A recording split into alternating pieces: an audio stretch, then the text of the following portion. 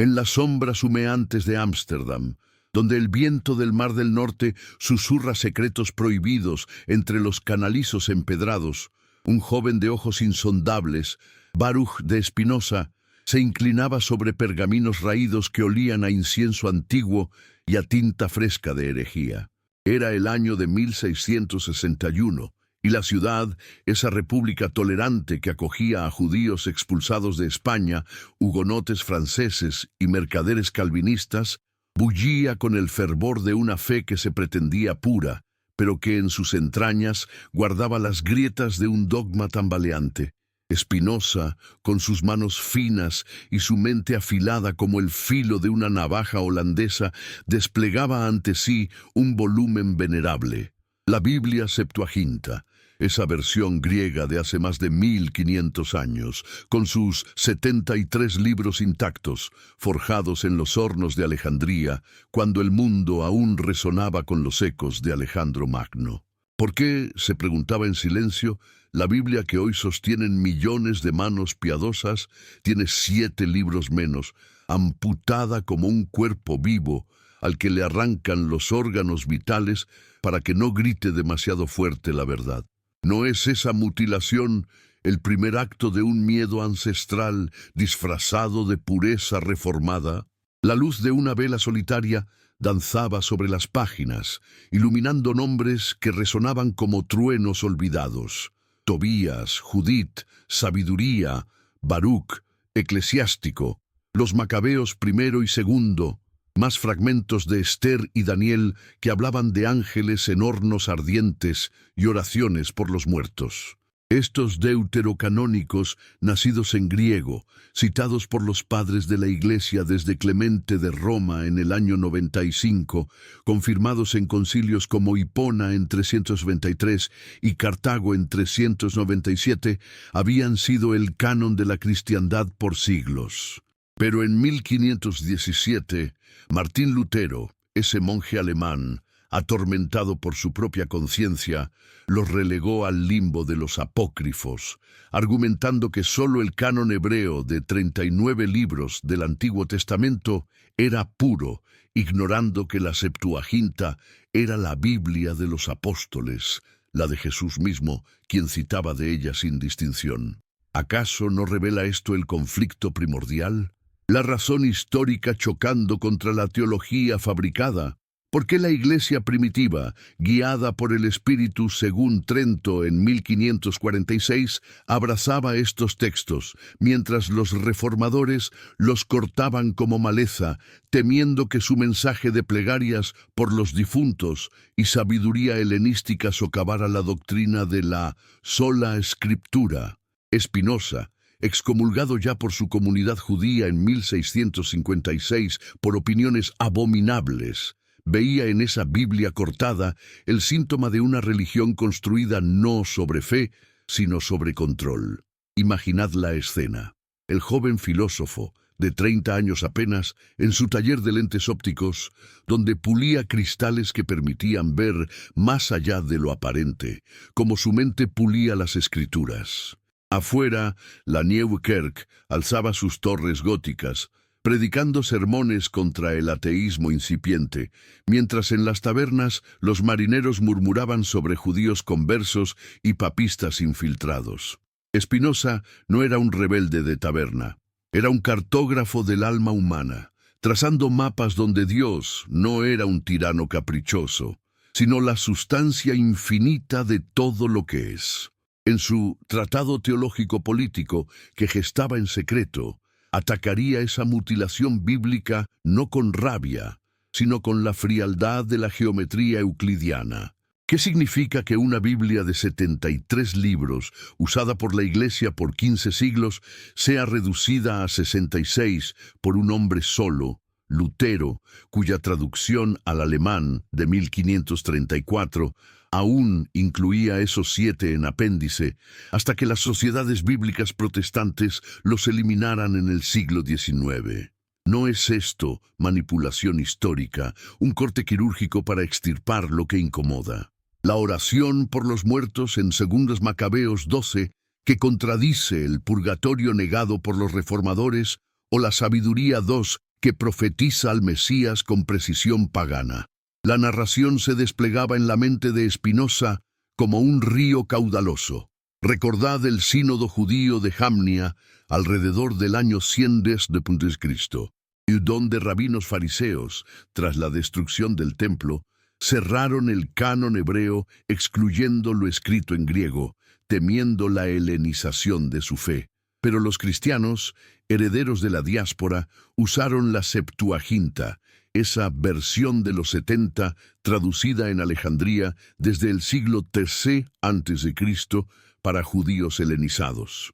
San Agustín la defendió, y concilios ecuménicos como Florencia en 1442 y Trento la ratificaron. Lutero, sin embargo, regresó a Jamnia, alegando pureza semítica. Pero, ¿no era eso un anacronismo? ¿Por qué ignorar que los deuterocanónicos eran citados como escritura por Ireneo, Orígenes, Cipriano? Spinoza lo desentrañaría. La Biblia no es un monolito divino dictado, sino un tejido humano, compilado por autores falibles, transmitido con errores, interpretado por poderes eclesiásticos que subordinan la verdad al dogma. ¿Por qué la humanidad teme tanto a la verdad, que prefiere una Biblia amputada antes que enfrentar sus contradicciones? Profundicemos en el humo de esas velas. Spinoza, hijo de portugueses sefardíes huidos de la Inquisición, creció recitando el Shema en hebreo, pero su razón lo llevó más allá. En el capítulo 7 de su tratado, rechaza interpretaciones místicas, alegóricas o rabínicas, exigiendo una exégesis histórica. Examinar el tiempo, el autor, el público de cada texto. Para él, los profetas no eran visionarios infalibles, sino hombres imaginativos tocados por afectos divinos, pero limitados por su época. Moisés escribió el Pentateuco adaptado a nómadas beduinos, no a filósofos cartesianos. ¿Qué pasa entonces con esos 7 libros cortados? Eran parte de la literatura sagrada judía helenística, pero excluidos por Jamnia por su lengua y su aroma griego. Lutero los vio como amenaza. Judith decapita a Holofernes en un relato de empoderamiento femenino que no encaja en su teología patriarcal. Tobías habla de ángeles y curaciones que suenan supersticiosas. ¿No será que el verdadero motor de la religión no es la fe, sino el miedo a que la razón revele la fragilidad del edificio?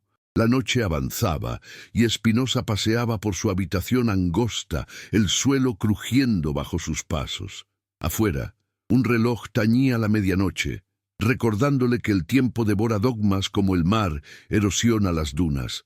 Pensad en los macabeos, crónicas de la revuelta judía contra Antíoco Epífanes en 167 a.C., con martirios que inspiraron la Pascua cristiana, pero con plegarias por los muertos que Lutero tachó de papistas, o el eclesiástico, sabiduría práctica. Hijo mío, al enfermarte, no te desesperes. Un manual ético que choca con la predestinación calvinista.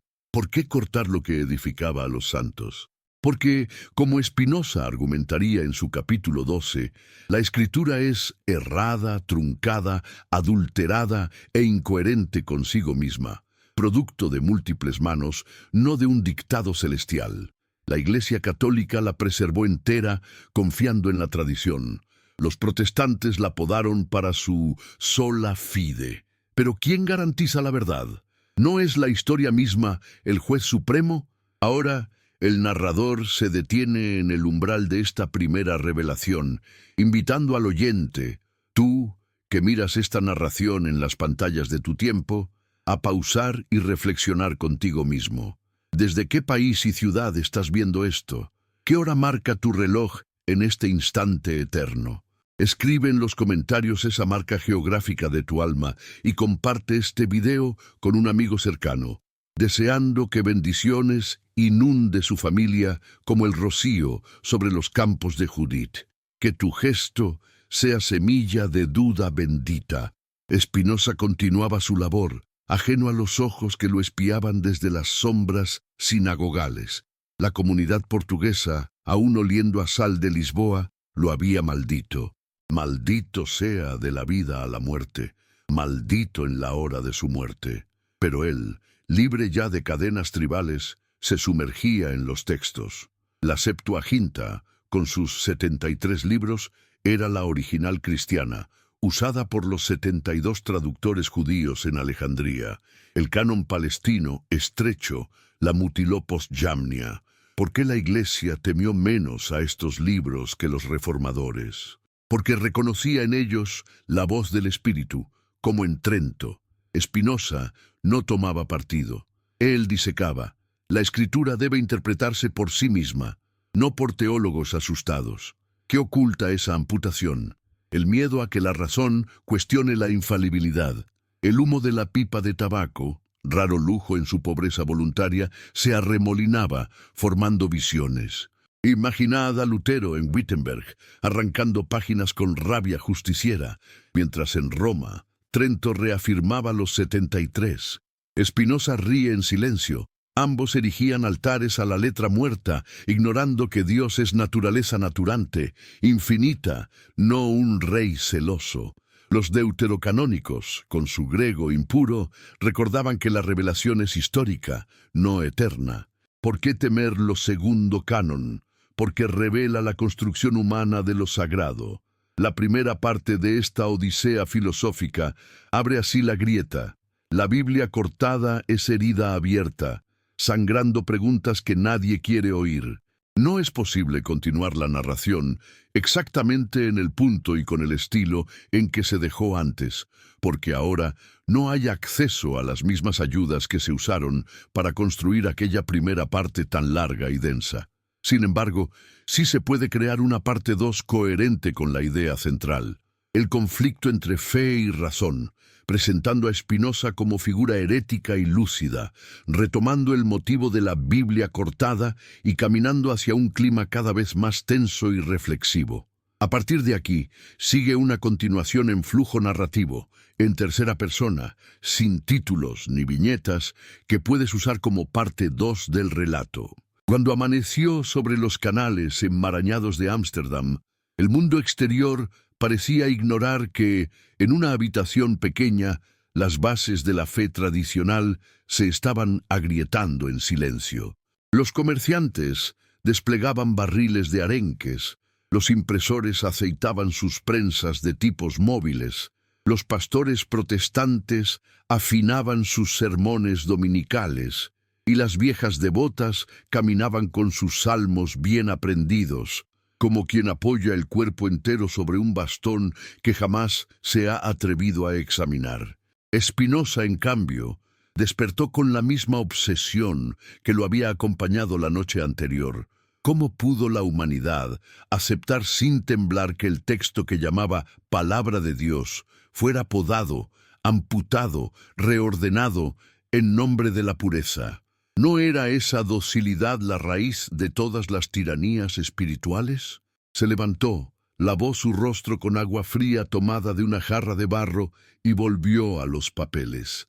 El tratado teológico-político avanzaba, frase tras frase, con la obstinación de quien siente que no escribe solo para su tiempo, sino para todos los siglos que se atrevan a leer sin miedo. Sabía que lo que allí estaba plasmando sería juzgado como blasfemia. Sabía que lo llamarían ateo, enemigo de las Escrituras, traidor a la fe de sus padres. Pero no era la fe, si verdadera, capaz de soportar el fuego de la crítica. ¿Qué sentido tiene una fe que se derrumba en cuanto la razón pregunta de dónde vienen los textos, quién los escribió, qué manos los copiaron, qué concilios decidieron su canon?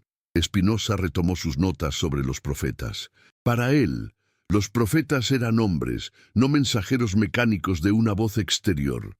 Tenían imaginación, afectos, prejuicios. Podían equivocarse.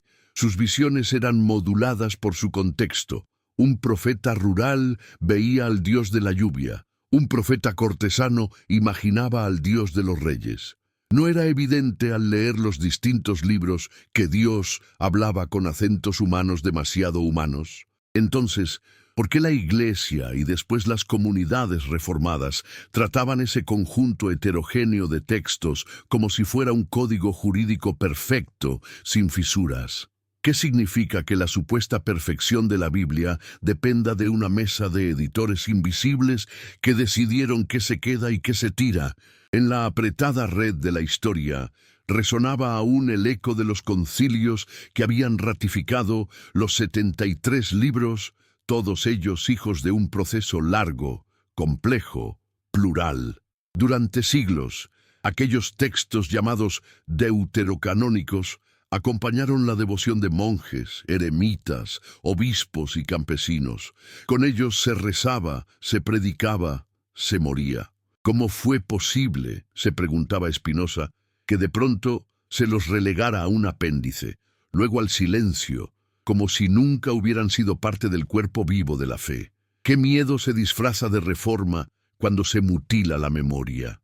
La figura herética de Spinoza se dibujaba, de hecho, en dos frentes, ante el judaísmo de su infancia y ante el cristianismo dominante de su entorno. A unos les decía que la ley mosaica no era eterna, sino un pacto histórico que ya había cumplido su función. A otros les mostraba que la escritura cristiana no caía del cielo, sino que surgía de un proceso humano de selección, conflicto y poder. A ambos les pareció intolerable. ¿No es irónico que el hombre que más seriamente quiso entender la Biblia como un documento histórico, que más empeño puso en rescatarla de la superstición y el abuso, fuera tachado como enemigo de la Biblia? ¿Por qué la humanidad teme tanto a quien le muestra el espejo de su propia construcción? Mientras repasaba sus argumentos, Spinoza recordaba su propia excomunión, el herem que lo había expulsado de la comunidad judía. Aquel día, la sinagoga se llenó de rostros tensos, de murmuraciones ahogadas, de miradas que evitaban sus ojos. Se le acusó de afirmar que Dios no era una persona, que el alma no era inmortal en el sentido tradicional, que la ley de Moisés no obligaba eternamente a los judíos. Las palabras del anatema cayeron sobre él como piedras, pero también como liberación. Fue entonces cuando comenzó de verdad su camino hacia la filosofía que lo haría sospechoso ante todas las iglesias. ¿No será que la verdadera fe comienza cuando las certezas se quiebran y uno se atreve a caminar sin red? En esa segunda etapa de su búsqueda, la razón y la fe no eran enemigas, sino que debían encontrar su lugar propio. Para Spinoza, la fe auténtica tenía que ver con la obediencia ética, con la justicia, con el amor al prójimo, con la práctica de la caridad. La razón, en cambio, se ocupaba de la verdad, de lo que puede conocerse sobre Dios y la naturaleza. Cuando la teología pretende dictar cómo funciona el mundo físico, se extravía. Cuando la filosofía pretende gobernar la piedad, también se confunde. ¿No sería mucho más honesto separar los dominios, dejando que la Escritura enseñe a amar y que la razón muestre cómo son las cosas? ¿Por qué la Iglesia teme más a las dudas que a las herejías? Si las dudas pueden purificar la fe y las herejías no son otra cosa que preguntas formuladas en voz alta. El conflicto con el cristianismo de su tiempo se hacía más agudo cuando Spinoza señalaba el corazón del problema. La Biblia ha sido leída como un libro dictado por Dios palabra por palabra, pero todo en ella delata la mano humana. Diferencias de estilo, contradicciones históricas, asimetrías teológicas, variaciones de tono entre un libro y otro, y además, la historia misma de la formación del canon, con sus concilios, sus debates, sus exclusiones. La Biblia cortada no era un accidente marginal, sino una manifestación visible de algo mucho más profundo. El texto sagrado, aparentemente eterno, es en realidad un paisaje en constante movimiento, cuyo contorno depende de decisiones humanas. ¿Cómo puede una iglesia decir que su texto es intocable si ella misma lo ha modelado? Mientras escribía, Spinoza pensaba en los hombres que, siglos atrás, copiaron y tradujeron aquellos libros. Monjes inclinados sobre pupitres, judíos de Alejandría transcribiendo la ley para sus comunidades de habla griega, padres de la Iglesia defendiendo la inspiración de textos que hoy muchos ya no conocen. Ellos no sabían que, siglos después, sus obras serían tomadas, unas como canónicas, otras como sospechosas, según el juicio de concilios que no conocieron. ¿No es extraño que la salvación de las almas se haga depender de una lista de libros que ha cambiado en el tiempo? ¿Qué clase de verdad es esa que cambia de número según la época y el país? En su mente, el filósofo iba más allá de la discusión confesional. No le interesaba probar qué canon era el verdadero, si el de 73 libros o el de 66. Le interesaba poner al desnudo el mecanismo del miedo. El miedo de las instituciones a perder el control sobre las conciencias. El miedo de los fieles a quedarse sin suelo bajo los pies. El miedo de los teólogos a que sus sistemas, laboriosamente construidos, se tambaleen ante una pregunta simple. ¿Y si todo esto fuera, en parte, una obra humana? No es, sin embargo, más digno de Dios pensarlo como la causa infinita de todo, que admitir que se ató para siempre a un conjunto finito de palabras en un puñado de lenguas antiguas. La figura de Spinoza crecía, en la imaginación de quienes lo conocían, como un espectro inquietante. Algunos lo veían como un demonio racional, dispuesto a incendiar las escrituras. Otros, pocos pero decisivos, comenzaban a verlo como un hombre extraordinariamente honesto, incapaz de aceptar la mentira piadosa por el simple hecho de que reconforta a las masas. Ese pequeño círculo de lectores, que más tarde difundiría su obra, intuía que en su crítica había una forma más alta de piedad. Una piedad que se niega a instrumentalizar a Dios para justificar el poder, la guerra, la opresión de las conciencias. ¿No es más blasfemo usar la Biblia para dominar a los hombres que preguntar cómo se formó la Biblia? En las tabernas, la historia se simplificaba. Hay un judío en Ámsterdam que dice que la Biblia se contradice, murmuraban algunos. Otros respondían: dicen que cree que Dios es lo mismo que la naturaleza. Cada rumor era una caricatura, pero en cada caricatura se escondía una semilla de verdad. Spinoza sabía que sus ideas serían malentendidas. No aspiraba a fundar una iglesia nueva ni a levantar un templo de la razón. Quería, más bien, demoler las supersticiones que mantuvieron a los hombres en servidumbre. Porque la superstición, para él, florece allí donde los hombres tienen miedo y no comprenden las causas de las cosas. ¿No ha sido la religión durante siglos la gran fábrica de miedos? Miedo al infierno, miedo al juicio, miedo a la duda, miedo a los libros prohibidos. Es en este cruce de caminos donde la Biblia cortada se convierte en símbolo de algo más vasto. No se trata solo de 7 libros faltantes. Se trata del gesto de cortar, de recortar, de filtrar lo que la conciencia puede escuchar. Se trata de decir, esto sí, esto no. No en nombre de la verdad, sino de la conveniencia doctrinal. Hoy se eliminan libros, mañana se suprimen preguntas, pasado mañana se persigue a quienes todavía se atreven a formularlas. ¿Cuántas veces a lo largo de la historia se ha repetido este patrón? ¿Cuántas voces fueron calladas porque sus palabras no encajaban en el canon de lo aceptable? A medida que la tarde caía y la luz se volvía oblicua sobre los techos de Texas, Spinoza paseaba por los canales, sumergido en sus pensamientos. Las iglesias reformadas se recortaban contra el cielo gris, sobrias, sin imágenes. Dentro se leían con fervor los 66 libros de la Biblia traducida, ajustada, consolidada.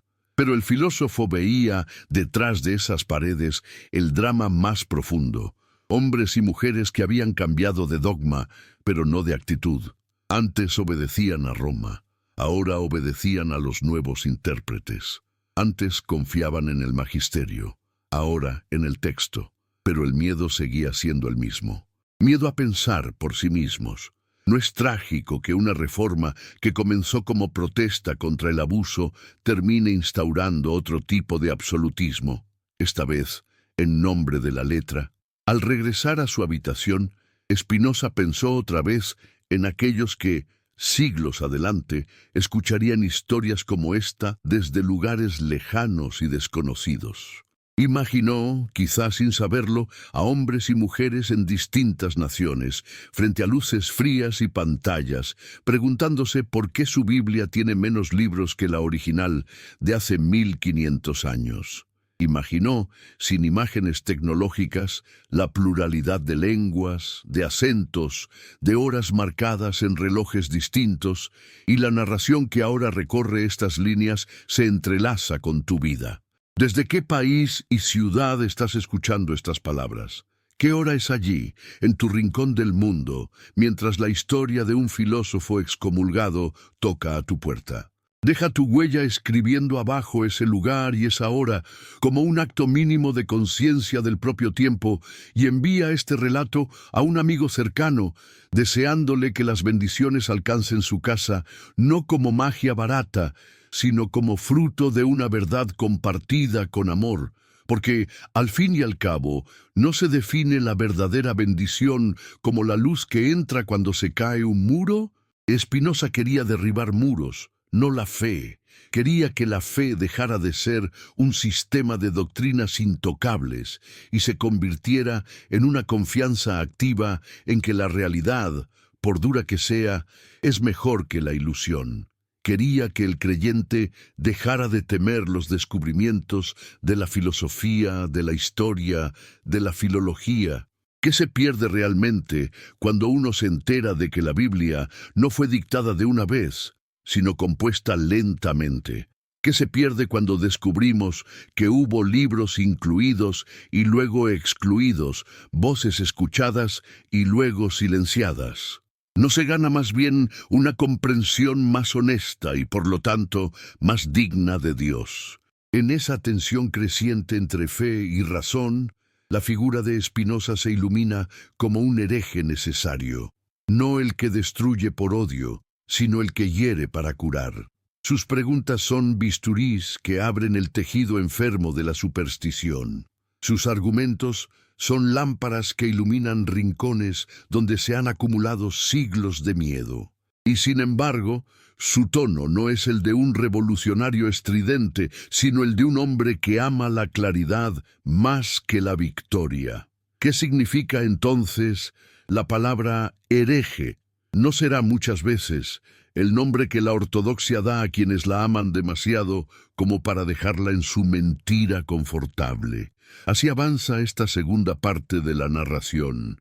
El conflicto entre fe y razón ya no es un choque abstracto de ideas, sino una experiencia viva, encarnada en un hombre que se atreve a mirar la Biblia, la historia y a Dios mismo con ojos limpios.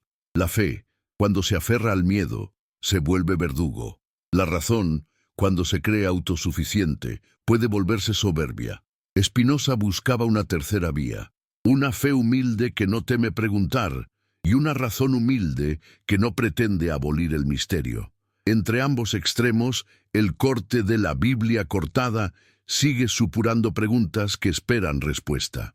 ¿Y tú, que acompañas este relato hasta aquí, qué haces con estas preguntas?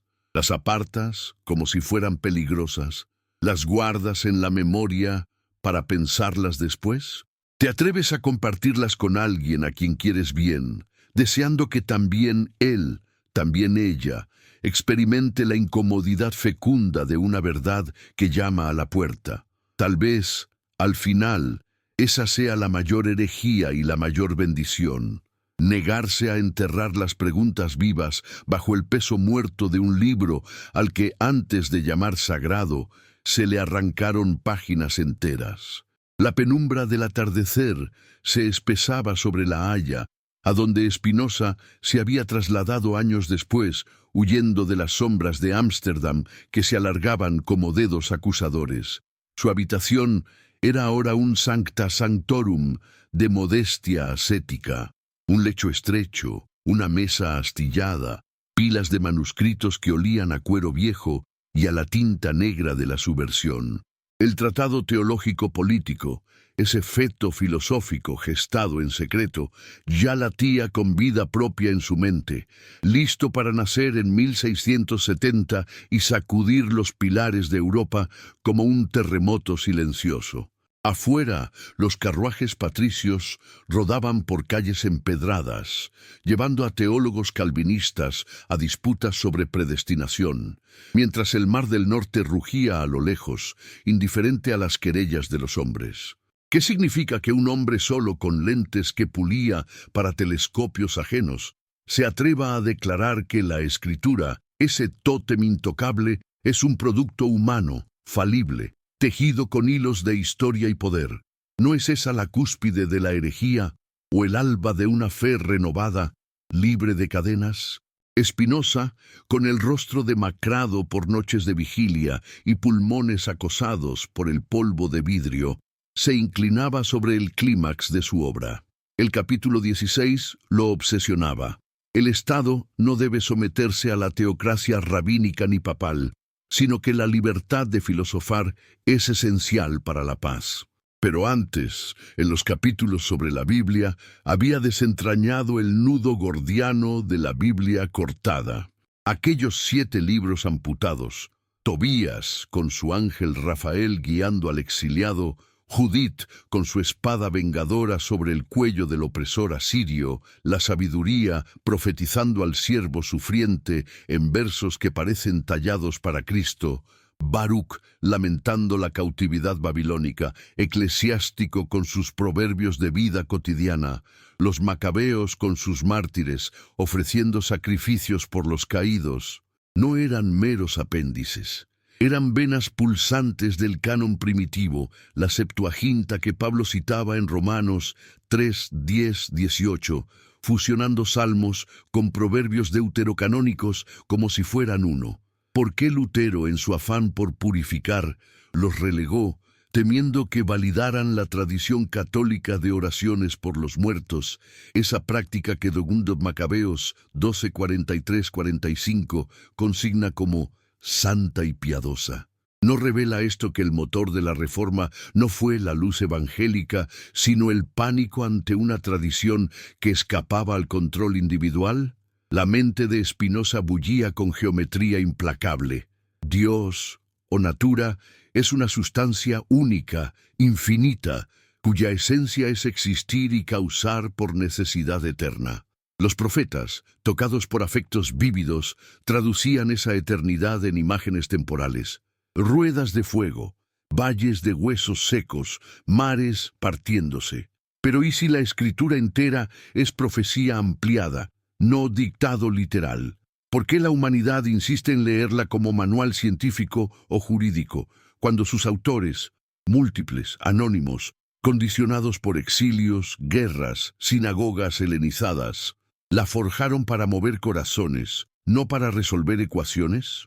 La mutilación protestante, culminada en ediciones del siglo XIX que eliminaron hasta los apéndices luteranos, expone la fragilidad.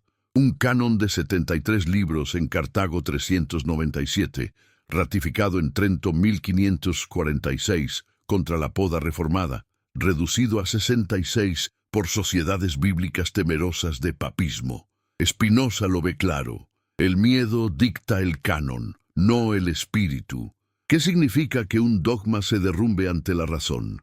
¿No será que la verdadera fe comienza cuando las certezas se quiebran, dejando espacio para la beatitud intelectual, ese amor Dei que trasciende libros y concilios? Imaginad el clímax. Spinoza, tosiendo sangre en sus últimos días de 1677, sabe que su tratado arde en hogueras holandesas, prohibido por estados y curias. Sus editores anónimos lo publican sin nombre, pero Europa tiembla. Leibniz lo lee en secreto, admirado. Bayle lo cita en su diccionario, avivando la Ilustración. La Biblia cortada se convierte en emblema de todas las censuras. Jamnia excluyendo griegos, Lutero podando tradiciones, inquisidores quemando textos. ¿Pero puede enterrarse la verdad para siempre? ¿No brota ella como la naturaleza misma, indetenible, a través de grietas en el dogma? Spinoza cuestiona lo oculto. Milagros como suspensiones naturales, no violaciones absurdas. El alma como idea del cuerpo, no ectoplasma flotante. Dios como causa inmanente, no lejano déspota. La teología manipuladora, aliada al poder, usa la escritura para someter. Cruzadas justificadas con Deuteronomio, inquisiciones con Levítico. Pero el miedo, más que la fe, ha sido el motor. Miedo a la razón que revela autores múltiples en el Pentateuco, interpolaciones en Pablo, inconsistencias cronológicas. ¿Por qué la Iglesia teme más a las dudas que a las herejías, si las dudas limpian y las herejías endurecen? En las calles de La Haya, rumores lo pintan como ateo, judío maldito, pulidor de lentes que envenena almas. Pero sus amigos, Meyer, Yelles, la huérfana Van den Enden, velan su obra. Al morir, envuelto en sudario, murmura: «He sido libre porque he dicho la verdad». Su legado irrumpe, la crítica bíblica moderna nace de él, precursor de Strauss, Renan, Wellhausen. La Septuaginta resurge en estudiosos, los deuterocanónicos reclaman voz. ¿No es el clímax esta ironía? La Biblia original de 1500 años, con sus 73 libros, late bajo la poda, recordando que la revelación es proceso, no fetiche. La razón no destruye la fe, la purifica, llevándola de la servidumbre al amor eterno. Tú que has llegado al umbral de este clímax en tu rincón del mundo, ¿desde qué país y ciudad miras? ¿Qué hora marca tu reloj en este instante compartido?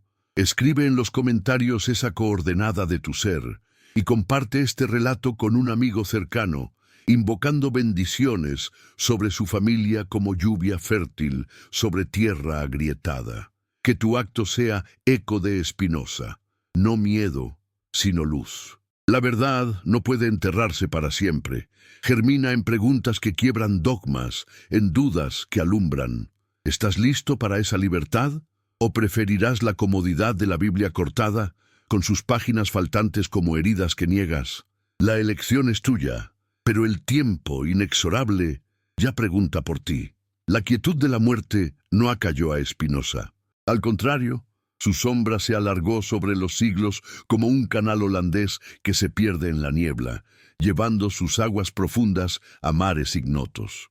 En las décadas siguientes, a 1677, mientras su cuerpo yacía en una fosa anónima de La Haya, su tratado teológico-político se filtraba como humo subversivo por las imprentas clandestinas de Ámsterdam, Leipzig, Ámsterdam de nuevo, disfrazado bajo iniciales falsas y portadas inocuas.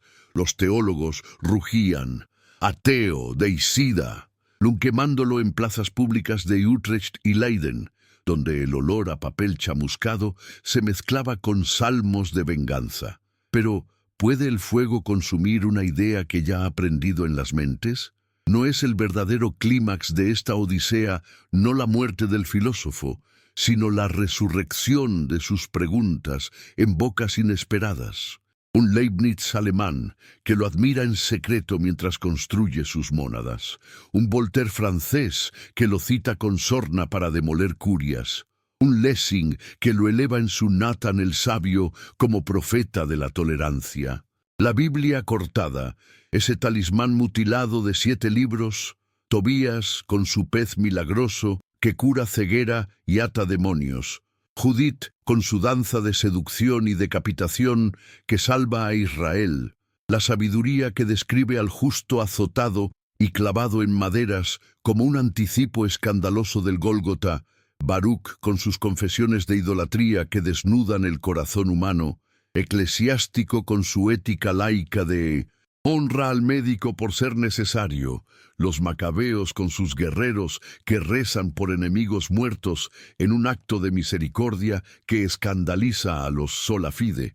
Se convertía en el nervio expuesto de toda la teología. ¿Por qué, si estos textos nutrieron a la Iglesia por 15 siglos, desde los desiertos de los padres hasta las catedrales góticas, fueron amputados en nombre de una pureza que huele a pánico doctrinal? ¿No revela esta poda que la religión, lejos de ser faro de verdad, ha sido a menudo verdugo de sus propias luces, cortando páginas para que no iluminen grietas en el dogma? El eco de Spinoza reverberaba en los salones ilustrados de París y Berlín, donde enciclopedistas como Diderot susurraban sus argumentos contra el despotismo clerical. Imaginad la escena. Un joven Kant en Königsberg, hojeando copias contrabandeadas del tratado, absorbiendo la idea de que la razón crítica debe limitar la fe a su ámbito moral, no histórico ni milagroso. ¿Qué significa que Spinoza, el pulidor de lentes, afine la visión de Europa entera? Su exégesis histórica, profetas como hombres de su tiempo, Moisés autor no de todo el Pentateuco, sino de sus núcleos beduinos, milagros como relatos adaptados al vulgo imaginativo, desmontaba la infalibilidad verbal. La Septuaginta, esa original de Alejandría, con sus 73 libros, citada por Jesús en Marcos 7:6-7, fusionando Isaías con lenguaje deuterocanónico, era la Biblia apostólica, el canon hebreo post-Jamnia, estrecho y rabínico, un retroceso fariseo que Lutero abrazó por conveniencia antirromana. Trento lo reafirmó en 1546. Si alguno no recibieren todos estos libros, sea anatema. Pero los protestantes, en su furia iconoclasta, los relegaron, no por evidencia antigua, sino porque contradecían sola escritura, sola fide, negando purgatorio, méritos, tradición. ¿Por qué la humanidad teme tanto a la verdad que prefiere 66 páginas puras a 73 vivas, plagadas de humanidad? ¿No será que el miedo, más que la fe, ha sido el motor? Miedo a que Tobías valide ángeles reales, Judith al empoderamiento laico, Macabeos a la comunión de santos. Avancemos al vórtice temporal. El siglo XIX trae la crítica bíblica moderna, nacida de las entrañas espinosianas. Wellhausen diseca el Pentateuco en fuentes J, E, D, P. Strauss desmitifica evangelios como mitos helenísticos. Renan pinta a Jesús como profeta galileo, no Dios encarnado. La Biblia cortada reaparece en debates. Católicos defienden Florencia y Cartago. Protestantes clavan en Jamnia como dogma. Eruditos laicos, como Tischendorf, descubriendo Sinaiticus, con deuterocanónicos intactos, prueban la pluralidad antigua. Spinoza profetizaba, la escritura debe interpretarse por su historia interna, estilo, contexto, intención, no por teólogos que la tuercen al poder. ¿Qué dogma se derrumba? Todos. Geocentrismo bíblico ante Copérnico, cronología mosaica ante geología, literalismo ante evolución. La Iglesia Católica, en Pascual II y Pío X, condena el modernismo. Protestantes se escinden en fundamentalistas y liberales. Pero no comienza la verdadera fe cuando certezas quiebran, como el velo del templo, revelando no vacío sino sustancia infinita. Spinoza lo vio. Dios no es Señor caprichoso, sino natura naturans, causa de sí, donde todo es modo de atributos eternos. La teología manipuladora usa la Biblia para guerras santas, esclavitudes justificadas con Noé, genocidios con Amalek. El filósofo expone, profecía mueve afectos, no intelecto. Salvación es obediencia ética, no ortodoxia verbal. El clímax se intensifica en nuestro tiempo, donde pantallas globales proyectan estas grietas. Ediciones ecuménicas restauran deuterocanónicos en apéndices. Arqueología vindica macabeos en tumbas asmoneas. Papiros confirman Septuaginta como base neotestamentaria. Pero el miedo persiste. Evangélicos rechazan apócrifos papistas. Católicos temen cuestionamientos post-Vaticano II. ¿Por qué la Iglesia teme más a dudas que herejías? porque dudas invitan a razón, herejías confirman mártires.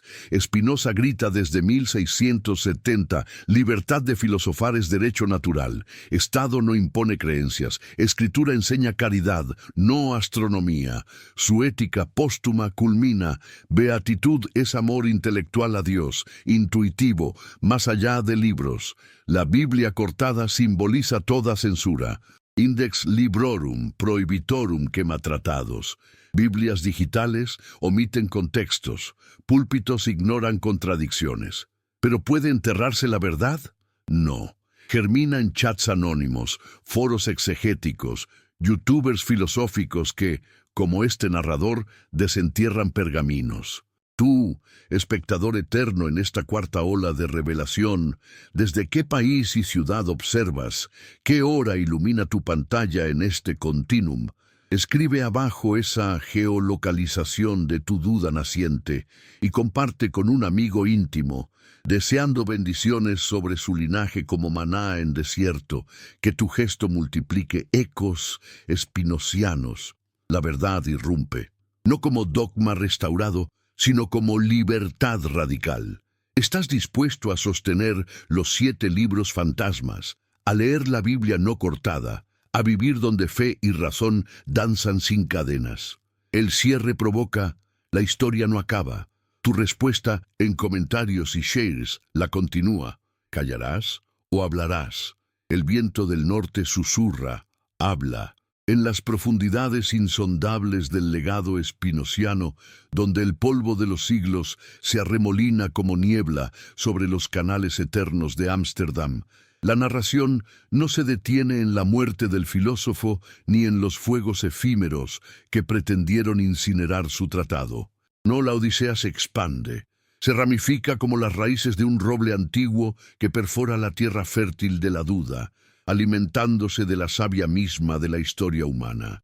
Imagina, lector invisible en tu refugio temporal, como las páginas prohibidas de 1670 viajan en mulas cargadas por caminos empedrados desde La Haya hasta los salones polvorientos de Wolfenbüttel, donde un bibliotecario llamado Georg Heinrich Levin lo esconde entre grimorios alquímicos y tratados de óptica. ¿Por qué la verdad, esa llama inextinguible, se filtra siempre por las grietas del poder, burlándose de anatemas y hogueras como el viento se burla de las murallas? ¿No es esta la quinta esencia del clímax filosófico? Que Spinoza, el hereje anónimo, no muera con su cuerpo consumido por la tisis, sino que renazca en las mentes de quienes osan leer más allá de las cadenas doctrinales. Avancemos, pues, en este flujo ininterrumpido hacia las reverberaciones del siglo XVIII, donde la Ilustración, esa aurora racional iluminada por lentes spinocianos, diseca la Biblia cortada con bisturís de filología y razón. En París, Denis Diderot, redactando su enciclopedia en sótanos húmedos perseguidos por jesuitas, cita a Spinoza como precursor de la crítica bíblica moderna, argumentando que los deuterocanónicos, Tobías y su viaje arcangélico, que desafía la mera causalidad lineal, Judith, con su astucia femenina que decapita tiranías en nombre de la providencia, la sabiduría que en su capítulo 2 pinta al justo Hino, Cente, condenado a muerte ignominiosa, entregado en manos de los impíos, como un presagio demasiado preciso del crucificado, Baruch, confesando idolatrías nacionales que desnudan la fragilidad de todo pueblo elegido, Eclesiástico, con sus máximas pragmáticas sobre la amistad y la pobreza que suenan a Epicuro disfrazado de salmista, y los Macabeos, con sus relatos de resistencia, asmonea y sacrificios, expiatorios por los caídos que validan una comunión transhistórica de los santos, no son apéndices superfluos, sino testigos de una tradición viva, podada por Lutero no por rigor histórico, sino por terror a la tradición oral que Jesús mismo invocaba en Marcos 7, 8, 13, al reprender tradiciones de hombres. ¿Qué significa que la Septuaginta, traducida por 72 sabios judíos en Alejandría entre el 285 y 246 a.C., bajo Ptolomeo II, contuviera estos textos como parte integral, citados por el Nuevo Testamento en más de 300 alusiones directas o indirectas, mientras el canon palestino post-Jamnia, circa 90 después de Cristo, forjado en el trauma de la destrucción del Segundo Templo, los excluyó por su helenismo impuro. ¿No expone esta amputación que la religión organizada, católica o protestante, ha priorizado el control sobre la plenitud reveladora? Profundicemos en el tejido histórico-teológico que Spinoza deshilachó con maestría geométrica. Recordemos el Concilio de Roma en 382 bajo Dámaso I, listando los 73 libros como canon definitivo. Hipona en 323, con Agustín defendiendo la Septuaginta como auténtica versión de los 70. Cartago en 397 y 419 ratificándola para África. Florencia en 1442 declarándola dogma. Trento en 1546 anatematizando a quien la niegue, en respuesta directa a la poda luterana. Lutero, en su prefacio al Antiguo Testamento de 1522 y traducción de 1534, los llama útiles pero no inspirados, colocándolos en apéndice porque contradicen su teología. Gus Macabeos 12:42-46 justifica oraciones y sacrificios por los muertos, socavando sola fide. Sabiduría 8:19 habla de méritos eternos. Judith 13 celebra obras heroicas sobre gracia sola. Las sociedades bíblicas protestantes del siglo XIX, británica y extranjera en 1825, los eliminan por completo de ediciones masivas, temiendo contaminación católica. ¿Por qué la humanidad teme tanto a la verdad que acepta una Biblia de 66 libros como original, ignorando manuscritos como el Sinaítico, siglo IV, con deuterocanónicos intactos, y Vaticano, también IV, completo? ¿No será que el miedo, ese afecto pasional que Spinoza disecciona en su Ética como causa de superstición, ha sido el motor de la religión más que la fe pura, fabricando cánones a medida para perpetuar servidumbre en lugar de libertad intelectual? En el torbellino de esta reflexión, Spinoza emerge no como destructor, sino como liberador lúcido. Su método exegético, capítulo 7 del tratado, exige contextualizar cada texto, autor, época, público, intención. El Pentateuco no es de Moisés íntegro, sino compilación postexílica con fuentes yavista, eloísta, deuteronomista, sacerdotal. Los profetas, visiones afectivas moduladas por culturas nómadas o cortesanas. Los evangelios, testimonios helenizados de un Jesús judío. Los deuterocanónicos, nacidos en diáspora griega, Tobías, circa 200 a.C., Judith, 150 a.C., Sabiduría 50 a.C., enriquecen con sabiduría sapiencial y martirologio que el NT presupone. ¿Qué dogma se derrumba ante la razón? El de la inspiración verbal plenaria, esa ficción que hace de Dios un amanuense falible. No comienza la verdadera fe cuando las certezas se quiebran, revelando a Dios no como legislador arbitrario, sino como substancia única infinita, Deus sive natura, cuya idea adecuada genera beatitudo en el intelecto purificado. Spinoza provoca. La teología rabínica interpreta alegóricamente para salvar contradicciones. La escolástica tomista las resuelve con distinciones angelicales. La reformada las ignora con perspicuidad, pero la razón histórica las expone todas como construcciones humanas. El clímax filosófico se eleva ahora a dimensiones cósmicas, entrelazando historia con ontología. En su Ética, 1677 póstuma, Spinoza demuestra proposición por proposición. Dios es causa sui, necesario, eterno. El mundo, su emanación modal. El alma, idea del cuerpo extendido. La salvación, amor dei intellectualis, que vence pasiones tristes como el miedo religioso. La Biblia cortada ilustra la tercera clase de conocimiento, no imaginativa, profecía, no racional, ciencia, sino intuitiva, donde se ve todo subspecie a eternitatis. ¿Por qué la Iglesia teme más a las dudas que a las herejías? Porque las herejías externalizan el enemigo, fortaleciendo la ortodoxia.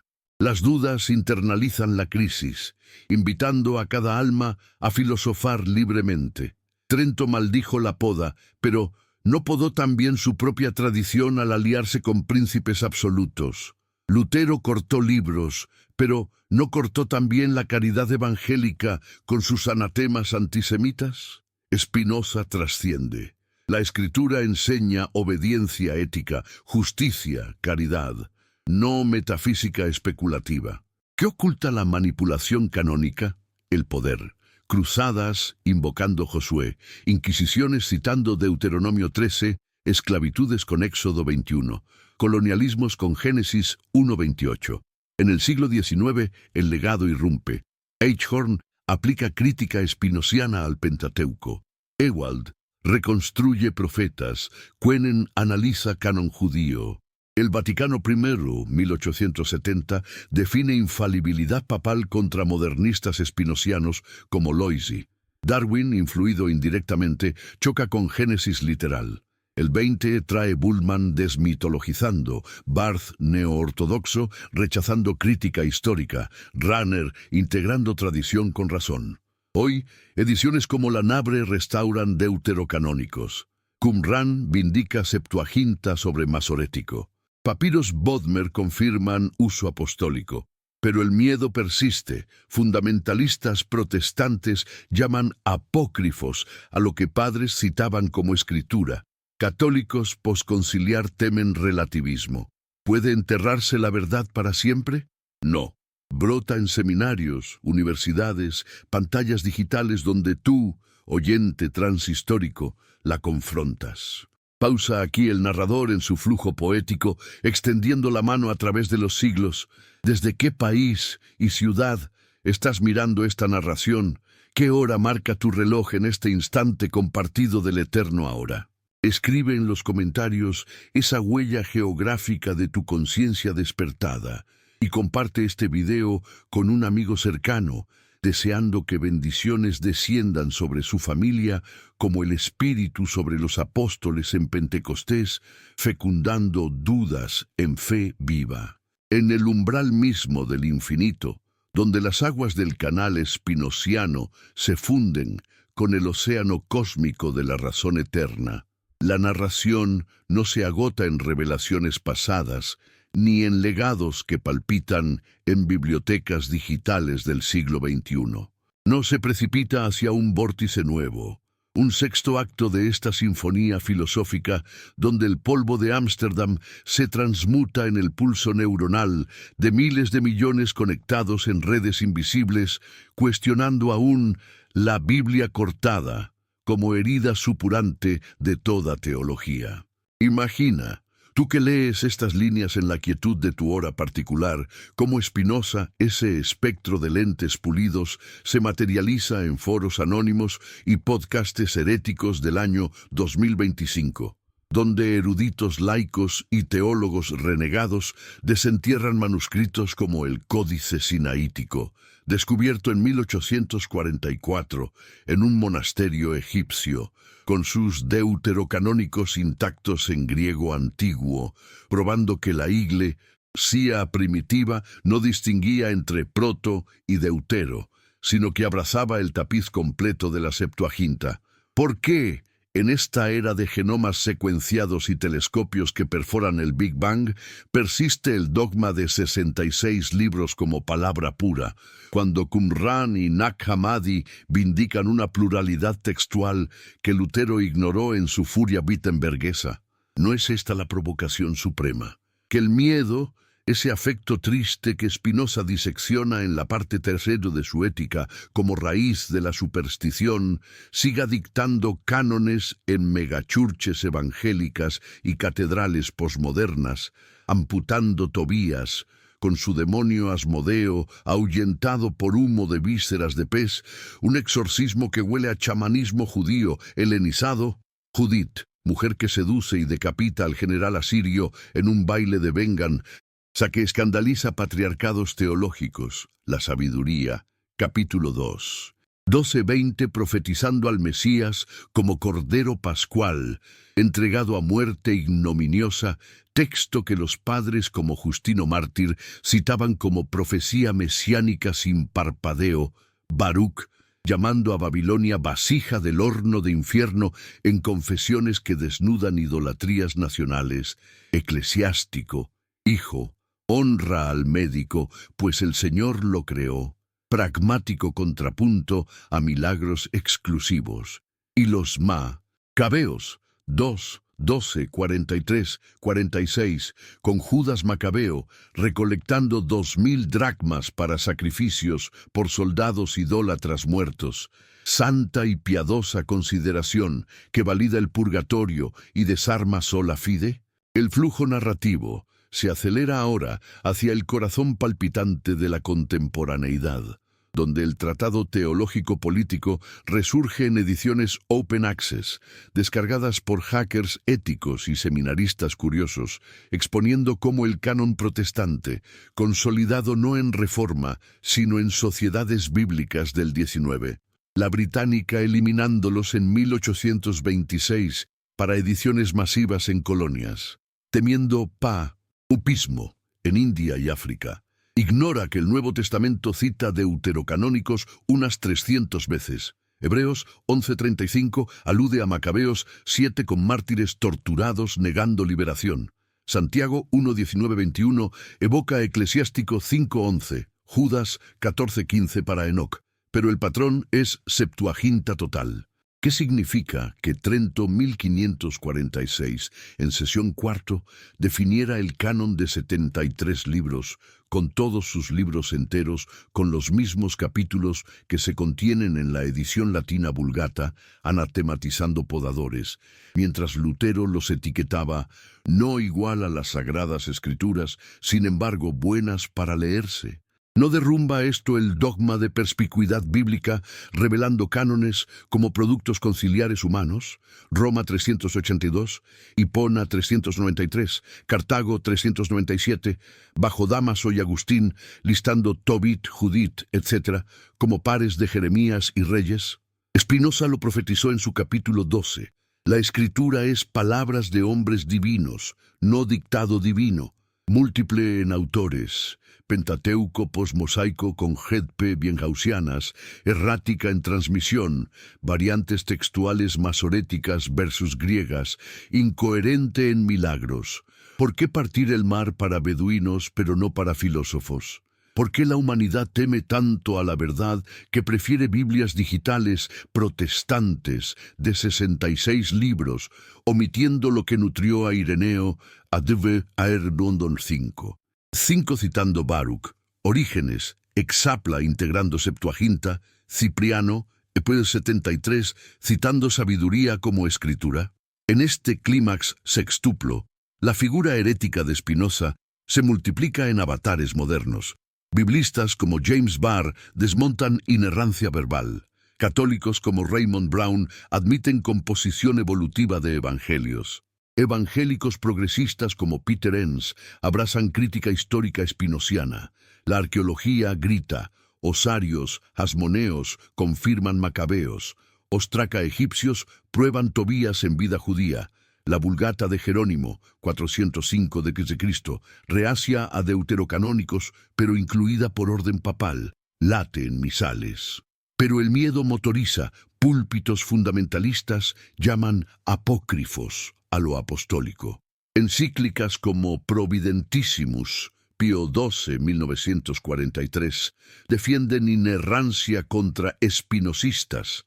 Megachurches venden Biblias RV 1960 podadas. ¿Qué dogma se derrumba? El de Dios atado a tinta falible. Spinoza propone Deus sive natura, substancia infinita con atributos, pensamiento y extensión, donde profecía es afecto imaginativo. Parte segundo, ética. Salvación, amor Dei intellectualis. Parte quinto, trascendiendo libros. La Iglesia aliada al Estado. Constantino imponiendo Nicea 325 sin canon fijo, Carlomagno uniformando vía Alcuino, manipuló textos para poder. cruzadas con salmos guerreros, indulgencias con macabeos silenciados, esclavitudes con maldición de Cam. Génesis 9. No comienza la verdadera fe cuando certezas quiebran, como Lutero quebró Roma pero no miedo, engendrando calvinismos predestinantes. Tú, que transitas este flujo en tu coordenada espacio-temporal, ¿desde qué país y ciudad contemplas esta provocación? ¿Qué hora ilumina tu pantalla en el eterno ahora del 9 de diciembre de 2025? Deja en comentarios esa marca de tu existencia dubitante y comparte este video con un amigo cercano, invocando bendiciones sobre su familia como rocío maná en desiertos de dogma.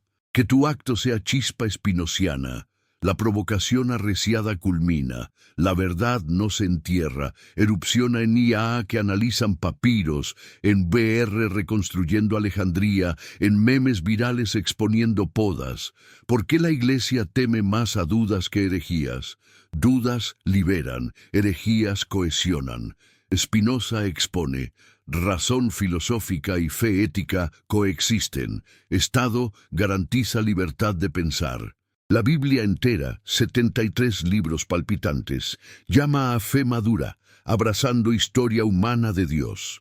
¿Sostendrás la no cortada o la comodidad mutilada? ¿Hablarás en comentarios, multiplicando shares? El viento susurra, la historia te espera. En el séptimo umbral de esta cascada filosófica incesante, donde las reverberaciones spinocianas se entretejen con el latido digital del presente eterno, ese 9 de diciembre de 2025 que une canales holandeses con pantallas globales en un tapiz de luz y sombra, la narración se sumerge en las profundidades abisales de la razón liberada, desentrañando no solo la Biblia cortada como cicatriz histórica, sino como metáfora viva de toda la condición humana encadenada al miedo. Visualiza, tú que acompañas este río narrativo desde tu enclave invisible, como el fantasma de Baruch, con sus lentes eternamente pulidos, se proyecta en conferencias virtuales y debates cuánticos, donde neurocientíficos mapearan cerebros creyentes activados por deuterocanónicos restaurados, probando que Tobías, con su viaje iniciático guiado por Rafael, ángel disfrazado de humano que expulsa demonios con humo visceral, evocando ritos judíos persas del siglo II a.C., no es mero folclore, sino arquetipo de providencia encarnada que los padres como Atanasio listaban en su Festal 39-367 d.C., junto a Génesis y Apocalipsis. ¿Por qué persiste la amputación de Judith, esa viuda judía que con perfume y espada decapita a Holofernes en un acto de astucia divina que escandaliza teologías machistas, citada por Clemente de Alejandría como modelo de virtud, Estromata 5:10, mientras Lutero la tacha de fábula? ¿No clama la sabiduría 2:12-20? Morirá el justo por maldición, y el Señor lo pondrá a prueba, como sacrificio consumado, como profecía crística que San Agustín integra en De Civitate Dei 18:36, prefigurando el madero del Calvario con precisión helenística que aterra a reformadores antimagisteriales. El torrente histórico-teológico se desborda ahora en oleadas contemporáneas. Manuscritos como el Códice Alejandrino, siglo V, completo con deuterocanónicos, en griego koiné, y el arménico, ignorados por ediciones protestantes masivas del siglo XIX, revelan que la Septuaginta, no el protomasorético rabínico post-70 d.C., era la escritura de los apóstoles, con Pablo tejiendo Romanos 3:13-18, de Salmos, Proverbios y Sabiduría como urdimbre única. Trento 1546, en su decreto canónico, no inventó sino reafirmó lo primitivo. 73 libros con todos sus capítulos, desde Génesis hasta Apocalipsis, incluyendo Baruch 3:9-4:4, como himno a la sabiduría encarnada, Eclesiástico 24 que los padres veían como logos preexistente, y 2 Macabeos 7:7 hermanos mártires, cuya resurrección anticipa 1 Corintios 15. ¿Qué significa que sociedades bíblicas protestantes, en su afán colonial, podaran apéndices luteranos para pureza, eliminando lo que Justino Mártir, Diálogo 71, y Orígenes, contra Celso 5:13, citaban como profético? ¿Por qué la humanidad teme tanto a la verdad que en 2025 apps bíblicas ofrecen toggles católica, protestante, como si la palabra de Dios fuera playlist editable, ignorando que el canon emergió de sínodos como Yamnia, excluyendo griegos por trauma templo? Pero cristianos lo ampliaron con diáspora universal. Spinoza, en su Ética, parte 4, proposición 37 escolio, expone el núcleo. El afecto triste del miedo genera religión supersticiosa, donde sacerdotes manipulan escrituras para dominio. La virtud es entender causas, liberando al alma hacia beatitud. Su tratado, capítulo 15, clama libertad filosófica como derecho natural. Estado no impone dogmas, pues nadie puede transferir su derecho de no sentir dolor. La Biblia cortada simboliza servidumbre. Jamnia corta helenismo. Lutero, tradición. Fundamentalismos modernos, arqueología. Pero ¿qué dogma se derrumba ante la razón? El de inspiración mecánica, Pentateuco hipotético documentario, Graf Wellhausen, raíces espinocianas, Isaías deuterotrito, Daniel apocalíptico macedonio. No comienza la verdadera fe cuando certezas quiebran, transmutándose en amor Dei subespecie a eternitatis, donde Dios no dicta versos, sino sustenta todo como causa inmanente. En Clímax Septuplo, el legado irrumpe en Bioética 2025. CRISPR, editando genes, evoca honra al médico de Eclesiástico 38, silenciado. IA, exegética reconstruyendo Septuaginta original. VR de Concilios Cartago reviviendo debates agustinianos. El miedo persiste. Podcast evangélicos llaman deuterocanónicos satánicos. TikToks católicos defienden Trento sin crítica. ¿Por qué la Iglesia teme más a dudas que herejías? Dudas fecundan, herejías martirizan, Spinoza libera, fe, ética, caridad, justicia y razón especulativa cohabitan. Profecía mueve pasiones vulgares, filosofía intelecto adecuado.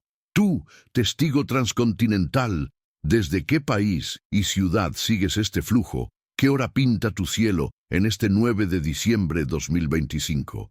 Graba en comentarios esa estrella geográfica de tu despertar y propaga este video a un amigo entrañable, anhelando bendiciones sobre su hogar como luz quebrando tinieblas dogmáticas. La verdad no se entierra, erupciona en tu scroll infinito. ¿Abrazarás la Biblia entera, 73 venas vivas o la poda cómoda? ¿Por qué temer razón purificadora? Habla, comparte. El eco espinociano te nombra libre.